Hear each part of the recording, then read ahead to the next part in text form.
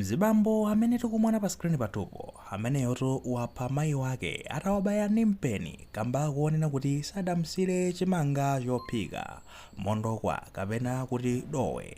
Nkhani yonse yakhala motere kudalitu nde kutino kwa Sande kumenekotu ndi kwa makutumula kunchewuko kumene mzibambo wina wa zaka 45 yemwe dzina lake ndi Light Lester anapezeka zonena kuti adachoka ku nyumba kwa makolo ake napita kukayenda kukacheza ndamu zake kaya kuti ali kukasewera bawo ndekuti amayi wake ku nyumba naphika dowe mondokwa chimanga cha freshi. Zinapezeka zonena kuti chimanga chija amayiwo anadya okha ndi ana onse amene anali pa khomopo osamsira mkulu ameneyo Light Lester.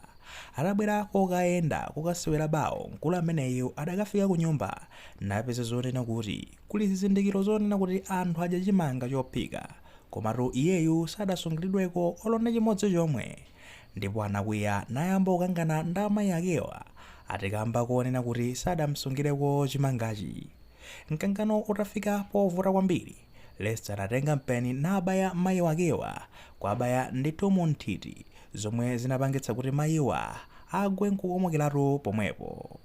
Anthu akufuna kwabwino ataona izi anatenga mzimayiyu nathamangirana ku chipatala china chamene chinali pafupi, chipatala chomwe chimatchedwa kutino Kilimanjira, ndipo kumeneko madotolo adatsimikiza kunena kuti mzimayiyu ndi zonena kuti anali atatisiya kale.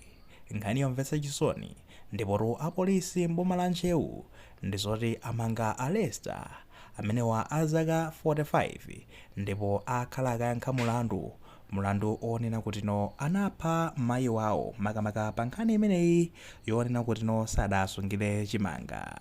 Itu ndi nkhani yokhudza zedi, ndipo tingonena kuti mzimu wa malemu amene atisiya amayi wawo a Light Lester ukause mumtendere osatha kutifikitsa kumapeto kwa nkhani imeneyi.